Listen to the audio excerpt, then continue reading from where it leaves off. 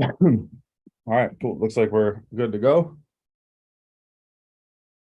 I'm gonna get this thing muted so it doesn't yell at us, so you don't have to hear my voice twice, and then we'll get started.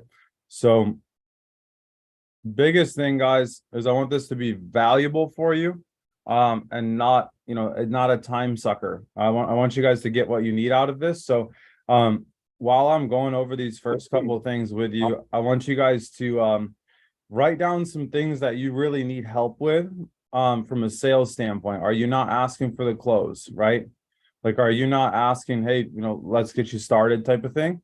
Also, like, where are you running into problems and objections and stuff like that? So I'm gonna open it up in a minute um for questions, but before I get to the questions, there's a few things that I wanted to go over from yesterday. I just need to find them. I need to find the exact places in the notes of where they're at.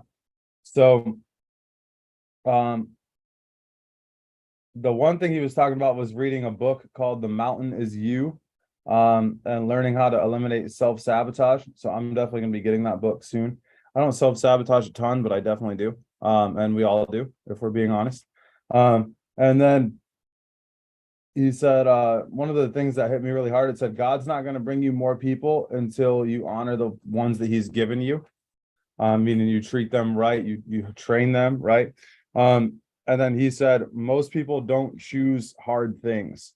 So when you get into an environment where you're being pushed to do things that are hard to grow, a lot of people will just choose to be stagnant instead.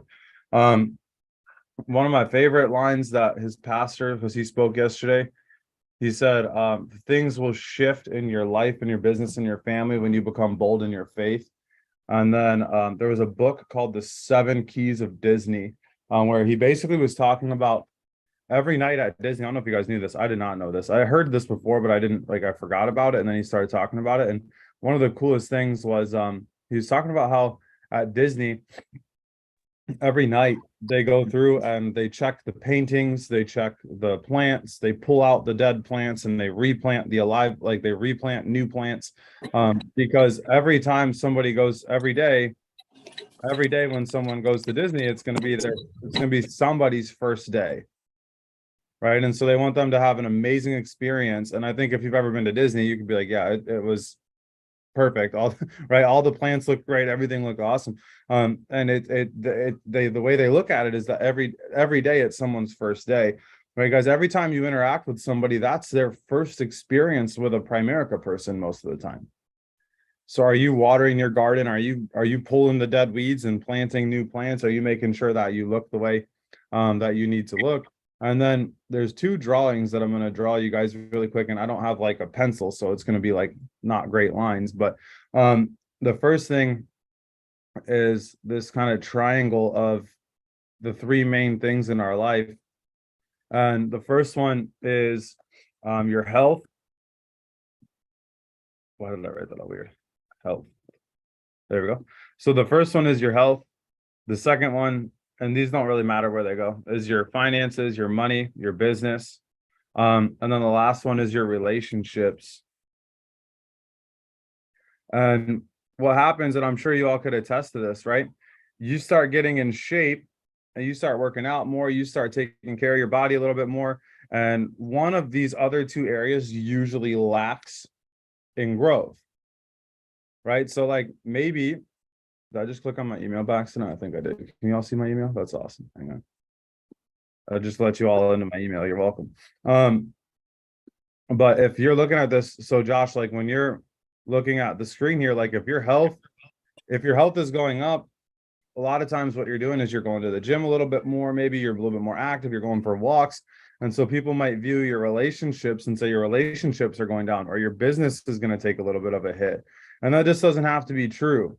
You just have to know that when you start to focus on your health, you're so rock solid and tuned into your health that you might start getting hit with other random bills, or your relationships might start taking a hit because those are the places that you're not paying as much attention to. So the lack is there. So just understand that you get hit from those couple different places. I thought that was really good. then there's other things that I'll go over, but they're not really, none of that stuff is really sales related. I just wanted to share a few of those things with you guys first off this morning. So, all right, so guys, we're gonna go over just the sales process in general. And I want you guys to write in the Zoom chat really quick. Where are you lacking in sales? Where do you feel like you're running into issues, problems? What are you asking for the close? Okay, wrong market. Well, that's not a sales problem, that's a market problem. But asking for the close, asking for, okay. So I'm going to go ahead and assume that asking for the close, we are lacking confidence in what we're doing. Is that a fair assumption? Like, we're lacking confidence in our presentation, we're lacking confidence in the way we presented, what we're presenting about, right? Confidence in self, that is not, so John, I appreciate you saying that. That's not a sales problem, right?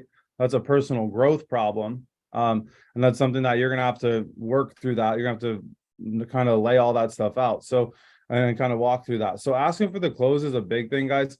Relationships, you need new networking channels. That's super easy. You go join a whole bunch of networking groups right now on Facebook if you really wanted to, and start building relationships through that. You can go join a BNI. That's not going to take super long. Tie downs. Awesome. So, all right, tie downs, that's a good one. All right, so where a bunch of you guys put asking for the close. So I'm just going to go one at a time, right? I'm going to ask you guys what you're like, where you're struggling with that. So Josh, you're first. So keep it to like 30 seconds or less. Okay. So Josh, where are you struggling asking for the close? What type of appointment are you on? I guess walk me through where. So mine is like the kitchen table. Like we'll get to, I'll go through the presentation, and I know for a fact that I'm not necessarily transitioning properly, and it's the transition into the life close to make the close a lot easier. And one thing, I was watching Ian Bruckner's FNA boot camp, and he was explaining about transition to life close, and he says that he was saying that, like, if they don't see the foundation in doing the life app first before you move forward and even do the FNA, he's saying that he wasn't going to do the rest of the FNA on the video. So I'm just struggling with the transition, and I don't know, I'm not 100% sure how I'm messing up in that, but I guess just show me how you do it. Okay. So the life close. Okay. Awesome. Amber, what about you? Amber Duncan. Sorry, I'm like double tasking here, trying to clean up. You're good. So I haven't ran my own kitchen table by myself, but I have ran like the recruit appointment by myself. And I would just say I think mine's mostly just confidence because of me not running so many appointments yet. I think that'll come, like my transitions between the slides and then also transitioning at the end instead of just asking for it, just moving forward with it. I think that's what I struggle with, is just kind of, I guess like not really telling them what to do, but like, okay, this is what we're doing next. Like, or Yeah, no, you're definitely telling people what to do, because if they were making good decisions by themselves, you wouldn't need to be there. right. So Right. we're definitely guiding them on what to, yeah, for sure. You said recruit slides. Are you using the blue page or what are you doing? Yeah. Okay. So going through the blue page and just knowing based on like who the person is, how much of it I'm going to actually go through, versus just jumping for the close. So I think that'll just come with experience. Yeah, it's gonna come with experience. The best way I can explain that is like, if you're like if you've ever if you've ever like helped somebody, or if you've ever seen somebody kind of learn to ride a bike, right? You know how like sometimes the adult with the child will kind of walk next to the bike, and Yeah. eventually they just like let go of the bike and the kid just kind of figures it out. Yeah. Sometimes they crash and burn, sometimes they don't. The adult kind of has to figure out when that transition point is, right? So each kid's going to be a little different. And so when I'm on an appointment, I'm not like, okay, this person, I'm going to stop here. Like, I am on that appointment. I'm ready to do the whole thing if I need to, but pretty quick I can figure out, am I going to need to do the whole thing or just a little bit of it? But I'll go through that in just a second. The recruit closing. Ellie, and you said asking for the close on what, or just in general? It's gonna be, I'm walking outside because everybody has the volume up. Sorry. So mine would be asking for the close on both the recruits and the KTs, and also asking for referrals. I've been noticing I've been having a big problem with that. I'll bring it up, but never react for it at the end. Even if I don't ask for the closing question, still getting them a referral. Okay. Brian, asking for the close, where at? So, I mean, everything that I'm doing right now, I'm rolling with Josh, obviously, but I mean, I've been in sales before. I know that that's one of my weak spots. Okay. Cassie, you said tie downs. I don't need you to explain that one. I can explain that in a minute. Confidence in self. We kind of talked about that. Confidence in the close, making the calls. So making the calls, you just got to do it, Caprice. There ain't no cheat codes to that. You just got to pick it up and follow the script. You can literally pull it up and read it. Super simple. Simple in how, right? Mindset wise, maybe not as simple, but simple in how to do it. And Amber, you got your hands raised again. What's up? Yeah, so last thing about like referrals as well. So like we're good about like telling them in the beginning and prepping them like, hey, one of our goals of this is to, we are a referral based business. So we are gonna, if you see value in what we do, if you don't mind giving us a few referrals at the end, they're like, yeah, sure. And then, when we ask them to think of people, do you immediately try to get like names and numbers while you're on the call, or Yes. do you get the okay? Because I was gonna say that's kind of where we're kind of falling into the issues. We're good about prepping them in the beginning about getting referrals, and then by the end when we ask them, like, yeah, I can think of a few people. So I guess I just don't know like the nice way to ask, like, okay, well, what's their name and number, and then, or I don't know how to ask the end, basically. Yeah, you're causing the problem before it happens. I could just tell you based on what you just said. Like, they're not going to be mad at you for asking them to do something that you told them you were going to ask them to do in the beginning. Right. Okay. Now, will you always get referrals? No, you will not always get referrals, but you'll get referrals more often than you won't if you ask.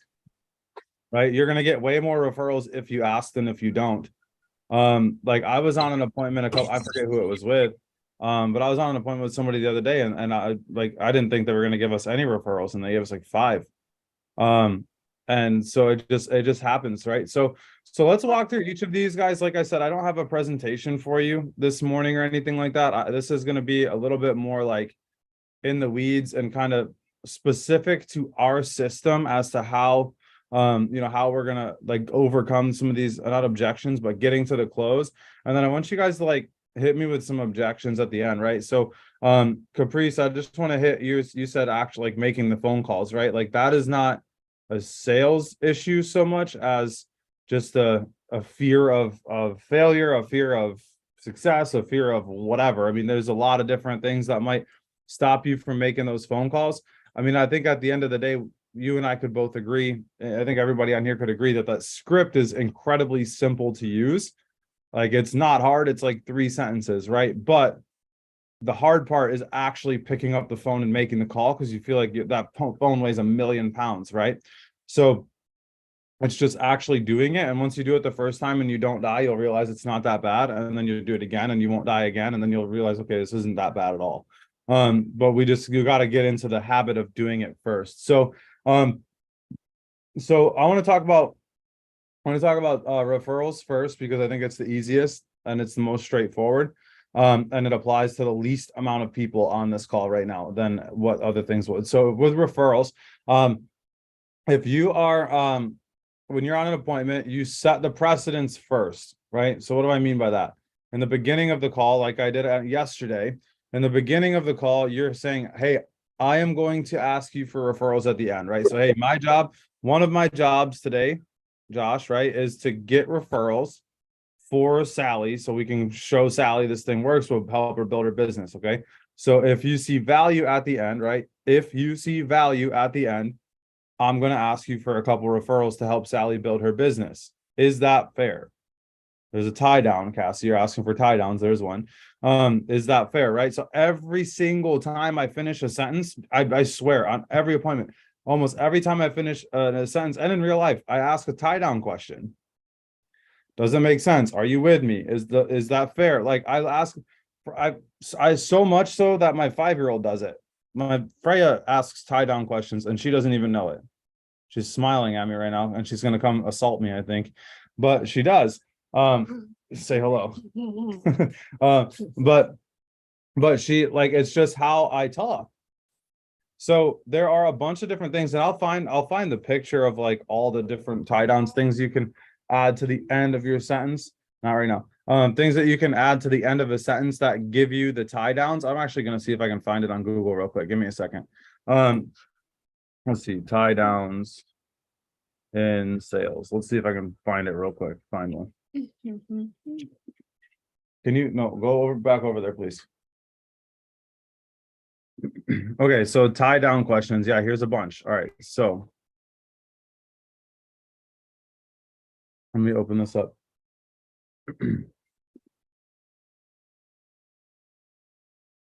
Give me 2 seconds, guys. Sorry. My Google's being weird. Okay, let's see. So, all right, so ready? Here's a bunch of them. Does that make sense? Didn't you agree? Wouldn't you agree? How does that sound? Isn't that right? Sound reasonable? Good solution, right? Are you with me? Do you see what I mean? Does this help? Agreed? Understand? Got it? Isn't that correct? Isn't it true? Correct? Right? Okay. True? Isn't that right? What do you think? Don't you like? How many times have you all talked to me and heard me use these different things?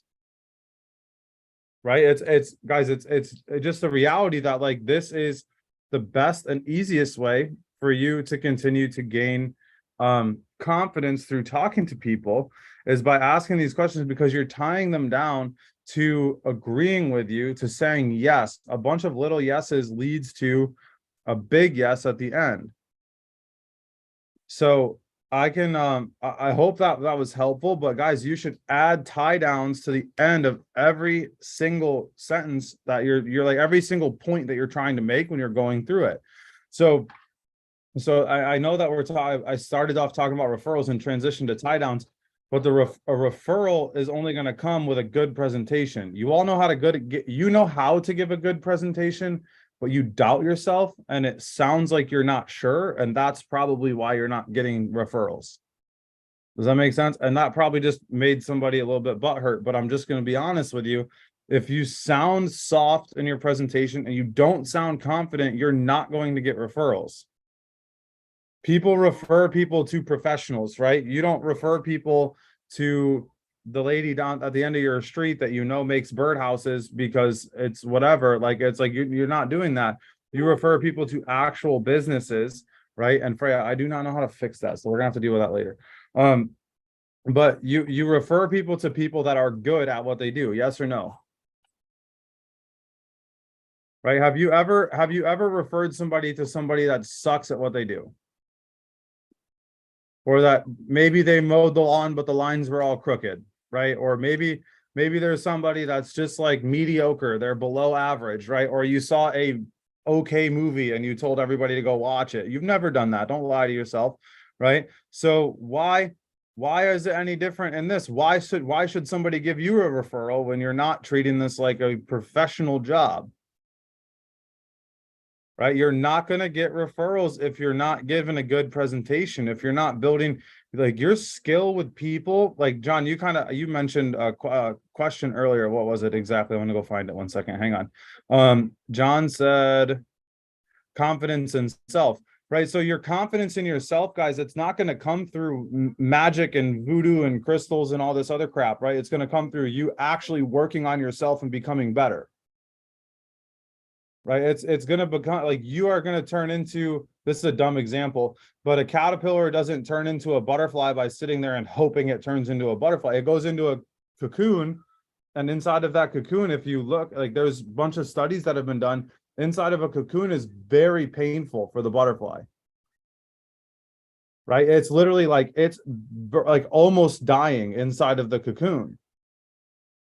right? But after it goes through the process of growth, it comes out as this big, beautiful thing that everybody loves to look at.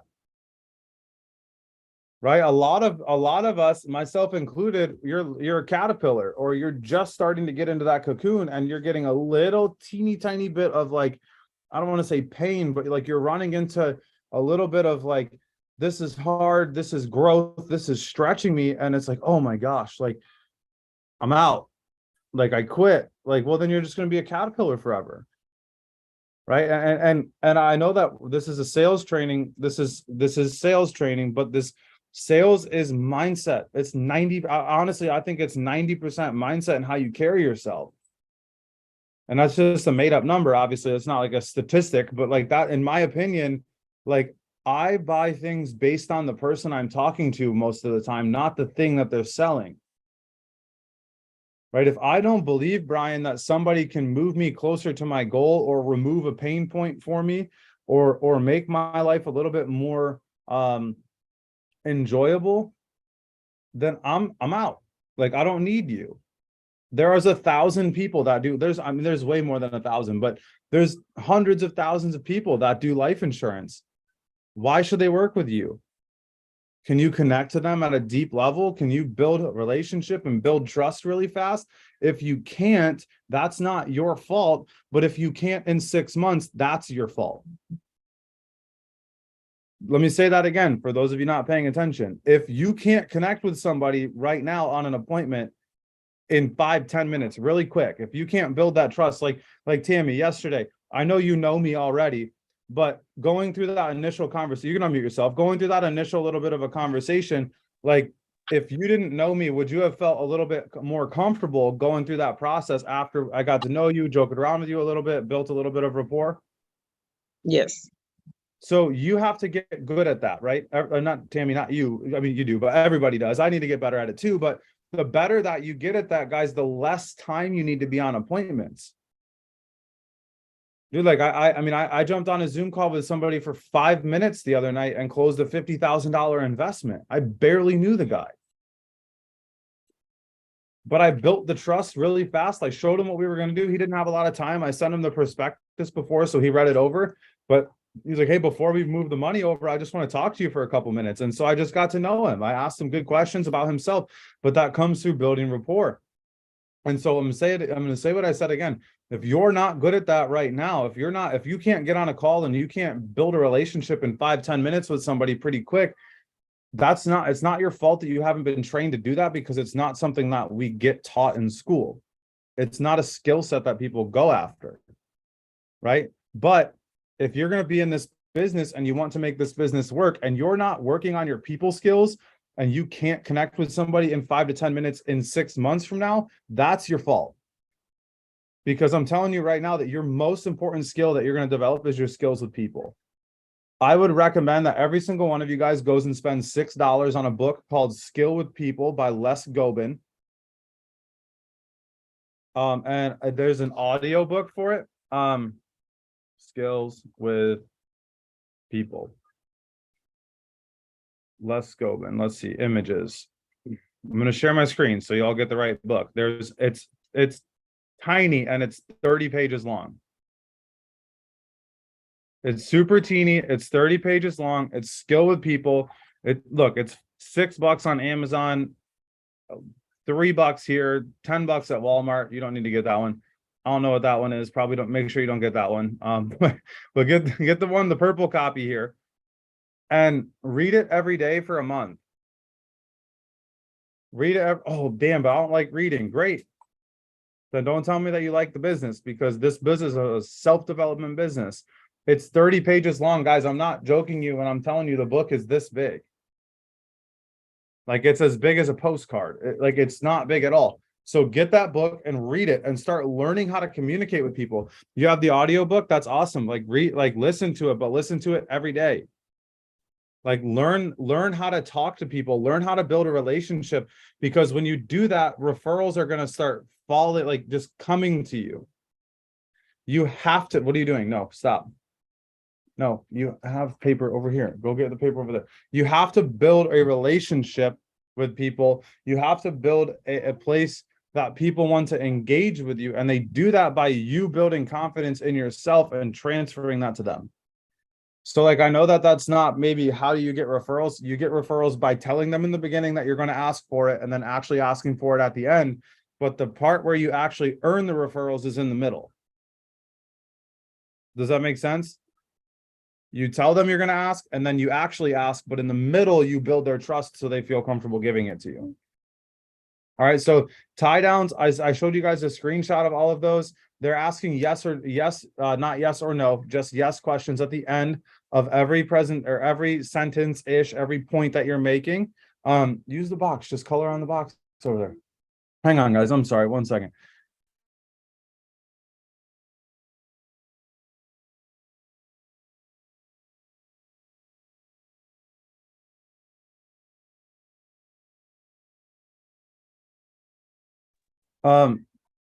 So anyway, so your tie downs are yes questions that you're asking people to build trust, and to build trust in them, to get them to say yes to you, to get them to listen and want to be a part of what it is that you're doing. It's a bunch of little yeses lead to a big yes. Does that make sense?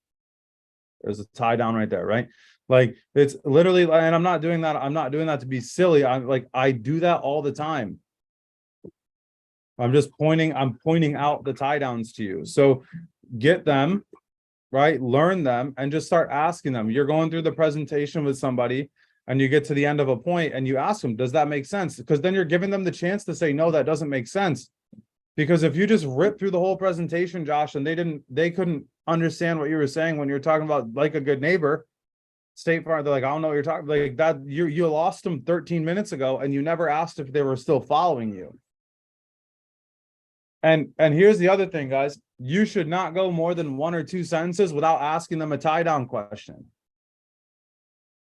I know that this is a bigger group setting where there's 18 or 19 of you guys on the call right now. So I'm not like, it's not so much conversational, but your interview, your kitchen table, your FNA, like every time you meet with a client should be conversational. It should not be, it shouldn't be you at the front of the room with a whiteboard pointing at them, telling them that they suck. I'm not saying that's what you're doing, but that's what they think that you're doing. Because you're like, we do this and we do that and we do this and we do that and blah, blah, blah, and Primerica and buy term and invest the difference and the rule of 72 and all this crap that all of a sudden at the end of the call, they're like, dude, I have literally no freaking idea what you're talking about. None of this makes any sense. Like, I'm not with you. I'm not interested. Like, end the damn call, please. That's where they get to mentally sometimes. So we have to be willing to step back and say, okay, like, it's Taylor Swift, right? It's me. I'm the problem. It's me, right? Like everybody just realize that you're the problem, not them. You're not doing a good job of explaining it to them and then asking them if what you're doing is making sense so they feel more comfortable moving forward. You have to be willing to move forward. You have to be willing to ask them the questions. So here's a couple pens you can use. I'll help you find the markers in a minute. Look over here. Sorry, guys, we're trying to find, oh, they're all right there. They're right there in the corner. Sorry, Freya's over here looking for markers and driving me nuts. But so that's like the tie downs. Like you have to get good at asking tie downs and you need to get good at with people. So you all need to get that book Skill with People and read it. Not read it once, but read it like 30 times in the next month. It's like literally tiny, like it's a paragraph per page. Okay. So, all right, let's see. Asking for the close on life insurance. Okay. So, and recruits. So we got both of those things. So I'm gonna go over recruits first because that's the thing that most people you can all do that without being licensed. So Amber, Elian, a couple other people that asked about it. What do you do at the, so let me back up. I'm gonna tell you that I have a hard time understanding how we aren't asking for the close at the end, because the whole purpose of you getting on a recruit appointment is to recruit somebody. Yes or no? Okay, so why are we not asking like that? Like, and I'm not trying to be mean. I'm trying to understand what's missing. So please, like, if you're having issues asking for the close specifically on a recruit appointment, please unmute yourself. I want to know like where you're struggling with that so I can help. I can help you, but I don't know how we're not, like, I don't know where the missing link is. So I need you to tell me like where you think your missing link is and maybe I can help you. Hey, I unmuted myself. Yeah, go ahead. So I ran my first appointment by myself and I did get the close. I don't know how I got there, but I did. And I got my first recruit, but I don't know if I did the ending correctly or I know I didn't use tie downs the entire thing. I definitely Well, I mean, I'm gonna be honest with you, you closed it, so it doesn't really matter how you got there, right? Like at the end of the day, like sales is kind of a chess match, right? And like there's a very specific thing that you can do to win in chess, but sometimes things go crazy and the opponent doesn't do what you think they're gonna do. And so you gotta adjust, right? And I'm not saying that we're battling people, right? We're battling people, but and I'm sorry, I just realized, Jericho, you said that I said 10 a.m. I did say 10 a.m. I'm sorry, I forgot we had in-person training at 10:45, so I had to bump it forward a little bit. I'm sorry. This is recorded. You can go back and watch it. But so yeah, here's what we're going to do. Sound good? Yeah, perfect. So here's what we're gonna do. That is you asking for the close. Here's Okay. what we're gonna do. We're gonna get you into licensing. We're gonna do this and this and this. I think it was distinctive from like years of like bartending and doing sales anyway. I kind of just told people like, okay, this is what we're doing, and I don't really ask. I think that's the only reason why I got it, but I didn't know if that was the correct thing to do. Or Yeah, if that's- it's so there's two different ways you can close business. Number one, you can assume the close. You should all type that in the chat. You should always be assuming the close, right? The other thing you could do is ask them what they want to do. And neither of those are wrong. And in an industry, a little bit of a more fast-paced sales environment, which is where we're at in insurance in general, like low ticket sales, like anything under like 250,000 typically is a quicker sales process. So you're not like not 250,000. I'm about to blow some of your thought processes here. Not $250,000 in life insurance, $250,000 in a transaction. That's a shorter sales cycle. So you're not like, hey, Brian, what are you thinking? Do you want to do this today, or did you want to push this off for a couple months? Like that's something where like you're working with $100,000, $200,000 investment. Like you're going to ask that question because you're not trying to push somebody to do something with a couple $100,000 that they're not comfortable with, right? But if we're talking about $124 and somebody that's freaking broke and can't do this, can't do that, right? Like, no, we're not asking them if they want to do it right now, because if they wanted to be financially smarter, they would. So you need to assume that they're with you because they want your help to get in a better financial situation. So I am always assuming the close on 99.9% of the appointments I go on. I don't ask them if this is what they want to do. I tell them this is what we are going to do. And then say, does that sound good at the end? Because what they don't know, like, correct me if I'm wrong here, none of us have made $250,000 a year in Primerica, correct? So if I told you that I was going to help you do that and I could teach you how to do that, what I'm going to do is I'm going to say, Josh, so what we're going to do to get you to 100,000 in a year is this, this, this, and this.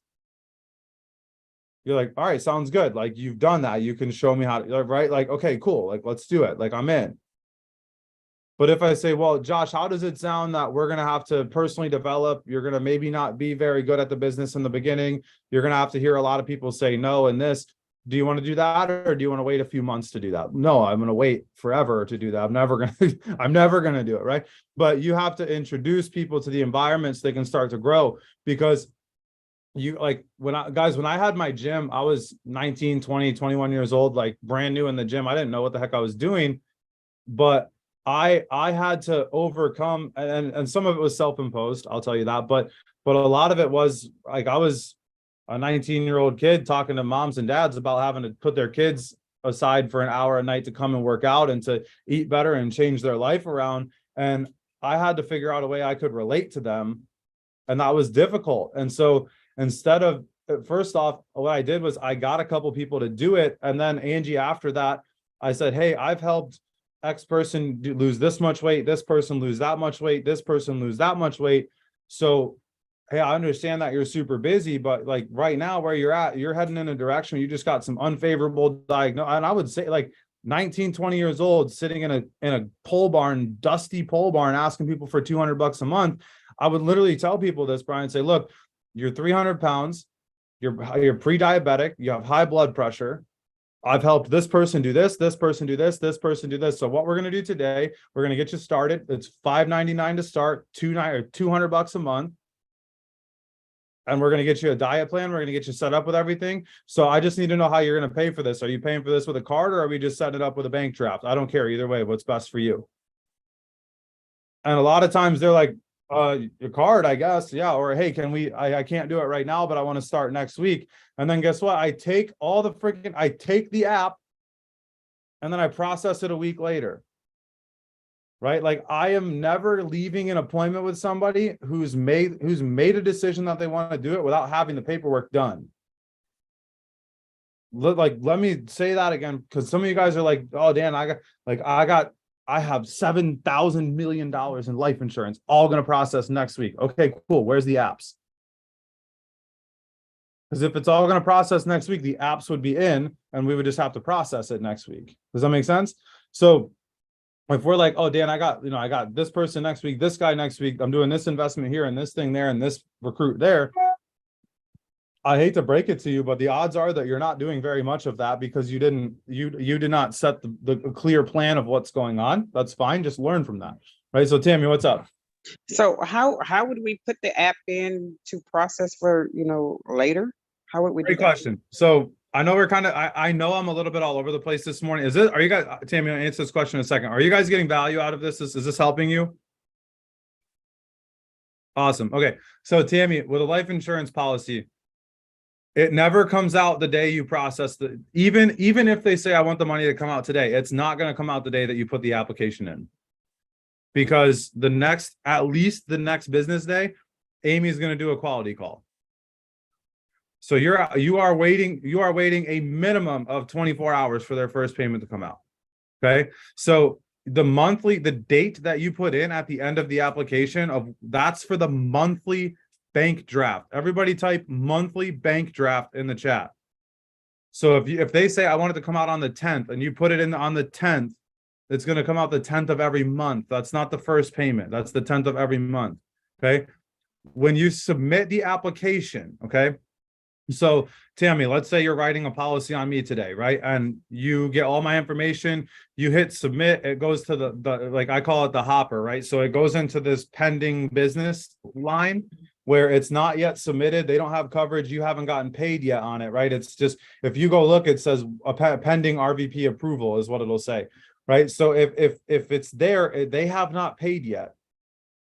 Okay, so let's say you're meeting with me and I say, well, Tammy, hey, this sounds awesome. And you do a great job. You assume, hey, what we're going to do, we're going to put the application in. We'll get this process. I'm like, well, I can't pay until next Friday. So you're going to tell Amy, hey, Amy, I just processed an application, right? I just processed an application for Dan.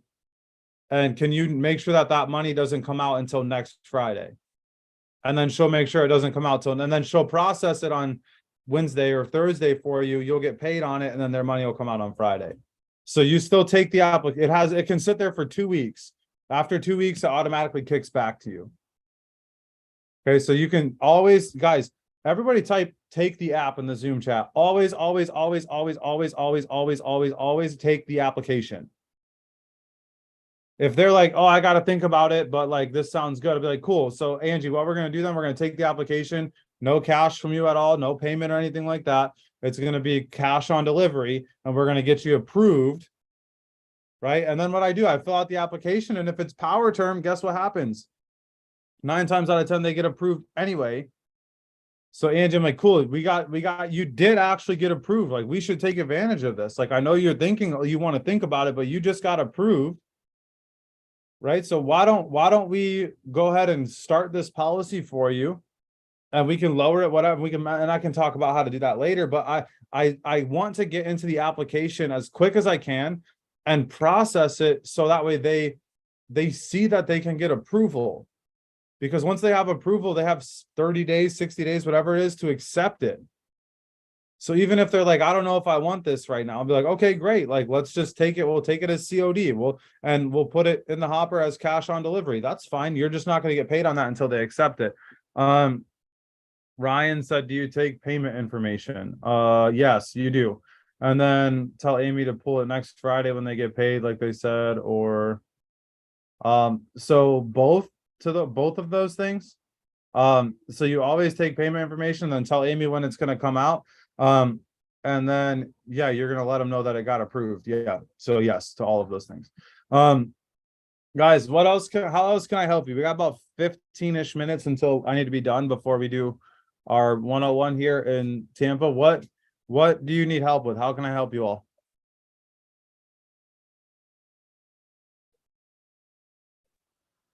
That was just what I needed to hear. Awesome. Oh, what's up, man? I was asking if you could ask your question again. Yeah, what else do you need help with? Where else can I help you guys? But that was it for me. Asking for the closing and tie downs. It sounds like you're inside of R2D2 right now. I can't hear you at all.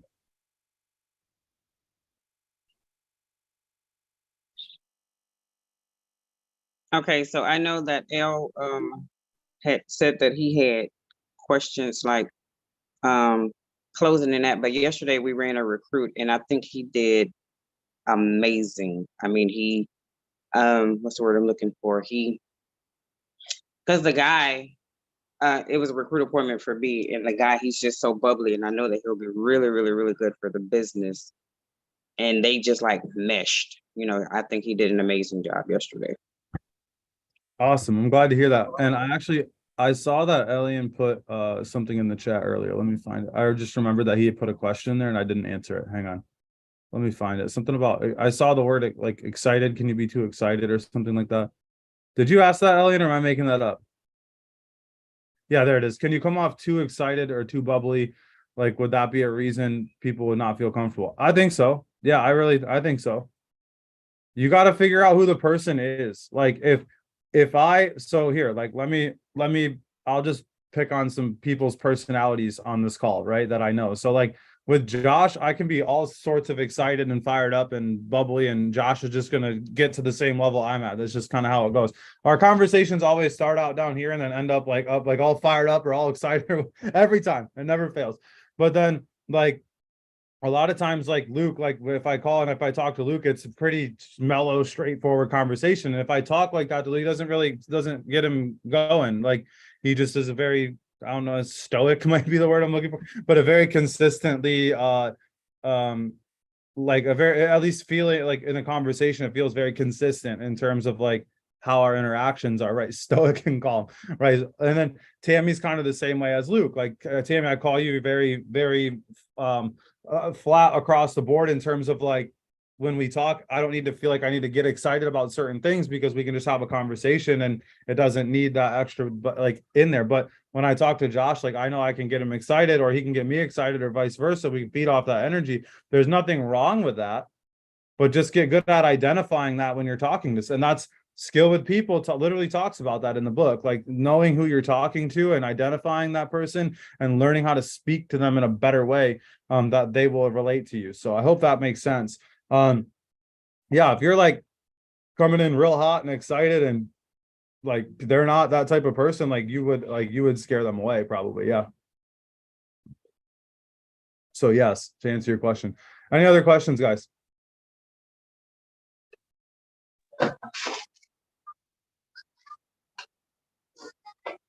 Madeline, do you have a question? I saw you unmuted yourself. Yeah, I posted in the group chat. Like I did what Angela told me to do yesterday and like post on my Facebook to try to get people. But half my networking, I don't know if it's just because maybe it's younger generation. They think it's like a pyramid scheme. So like, how do I approach them to be like, it's not? Yeah, I mean, so that's tough. Like it's tough at first because you have to be like, first of all, you're not going to be able to how do I want to say this nicely? Somebody that's going to be an idiot is going to be an idiot regardless of how you say anything, right? Like there's a lot of people that are just going to be negative because that's just who they are. They're just negative people, and if they see somebody else doing something, it is what it is. I'm going to go ahead and let Josh say what he wants to say because I'm pretty sure it's going to be exactly what you're looking Yes. for. So. Yes, I love this objection so much. It's my favorite objection of all time. When people tell me like, oh, it's a pyramid scheme, I'm like, okay, pause. A publicly traded pyramid scheme? And you ask them that question a pyramid scheme on the New York Stock Exchange that's regulated by the SEC and FINRA, that kind of a pyramid scheme. A lot of times when people say that, that's just because they don't know and they don't understand how money really works or our world works. So just ask them that, and then don't say anything at all and allow them to answer. And they're going to have to start to work through that nonsense in their mind. And what they're going to find is that what they believe is bull crap. It's crap. Right. Because So said, well, you didn't post how much you could make, so it's a scheme. And I'm just like, I don't know what to say to him. Wait, what? You didn't post how much you could make with the pyramid scheme? That literally doesn't even make sense. I But- didn't post like how much you could make like a month. Like I didn't give like a salary, so that's what she thought it was. And I'm just like, Oh. okay. hey, Madeline, I had a girl one time tell me, she was like, so, if it's less than 25 bucks an hour, I'm not going to be interested. I said, you have to have skills to match 25 bucks an hour. She's like, you didn't tell me what you could make. And I was like, you didn't tell me anything about your background. You didn't tell me what skills you had to Right. justify you wanting that money. Like, so it's like, you're going to run into people like that, Madeline. Yeah, and it's funny, and Tammy, I'll come to you in just a second. Yesterday I was meeting with like in the coaching call or the mastermind I was in. It was not a Primerica event, it was a business leader event. And a lot of the people in this have businesses that they have salaried employees. And to hear the backside of these conversations saying, I had like the one dude is like, I had somebody come to me, said they wanted an additional $75,000 a year to do what we do. But then I had to talk to him and I told him, I was like, look, you're already being paid a little bit above market value. You have no experience. I could fire you and hire somebody out with more experience and pay them less money. Like that. And that's like how you got, like, that's how business operators think. We are in a very different industry where when you're in Primerica, you can literally, like, I want all of you making as much money as possible. I don't want any of you being stuck at the lower income level. Like in a business tradition, in a traditional quote unquote brick and mortar mom and pop, whatever style business, they are literally trying to figure out how to pay you as little as possible to maximize profit margins because they have to. There's no incentive for them to pay you more because you're not bringing in more. There's a disproportionate relationship between the amount of money that you bring in versus how much they pay you. But whereas in Primerica, like the only way you make more money is you bring more business to the business. That's the only way you make more money.